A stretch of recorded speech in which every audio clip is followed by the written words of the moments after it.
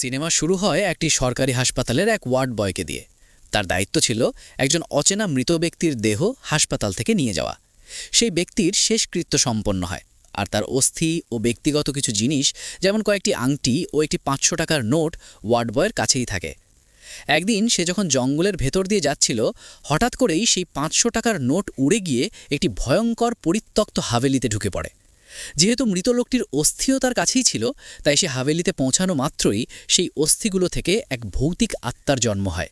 সেই আত্মা ওয়ার্ড বয়কে ওই হাভেলিতেই বন্দি করে ফেলে। এরপর গল্প ঘুরে যায় রাজা সাহেব ওরফে রাজুর দিকে।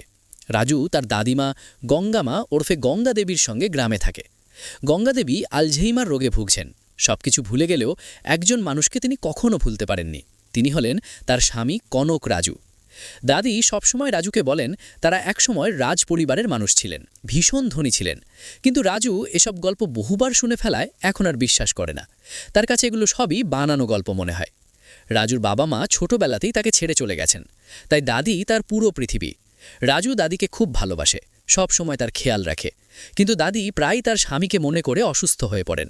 তার একটাই ইচ্ছে, রাজু যেন যে কোনো মূল্যে তার দাদুকে খুঁজে নিয়ে আসে। দাদির কষ্ট দেখে রাজু প্রতিজ্ঞা করে সে অবশ্যই তার দাদুকে খুঁজে বের করবে। রাজু একজন ফুরফুরে স্বভাবের ছেলে। তার পাড়ার মেয়ে অনিতা তাকে খুব ভালোবাসে এবং বিয়েও করতে চায়। কিন্তু রাজু মূলত অনিতাকে নিজের প্রয়োজনের জন্যই ব্যবহার করে। অনিতার বাবা খুব ধনী হওয়ায় রাজুর কখনো টাকার অভাব হয় না।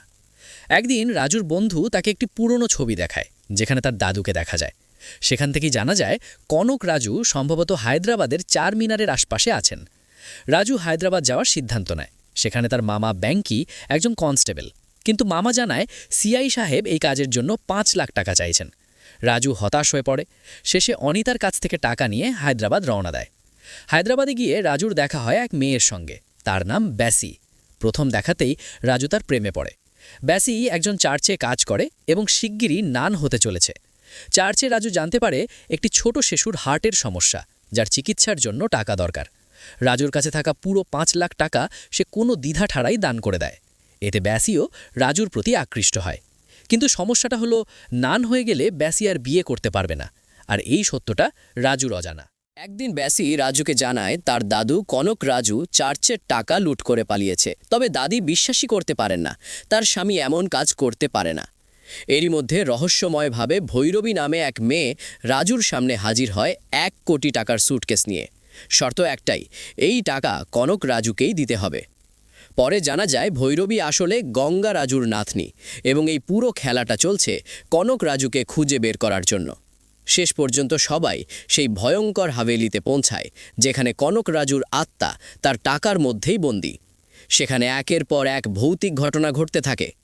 ডাক্তার সেলভি নামের এক মনোবিজ্ঞানী জানান কনক রাজু আত্মিক শক্তি দিয়ে সবাইকে হিপনোটাইজ করছে। একমাত্র উপায় নিজের আত্মশক্তিকে জাগ্রত করা। শেষ যুদ্ধে রাজু জানতে পারে তার দাদির শরীরেই আগুন লাগানো হয়েছে। সবটাই ছিল কনক রাজুর মায়াজাল। দাদির কথা মনে করে গঙ্গা দেবীর শক্তিতে রাজু নিজের ভেতরের দেবী শক্তিকে জাগিয়ে তোলে। পঞ্চভূতের শক্তি ব্যবহার করে সে শয়তান বৈরাগী ও কনক রাজুকে পরাজিত করে। শেষে রাজু কনক রাজুর শেষকৃত্য সম্পন্ন করে।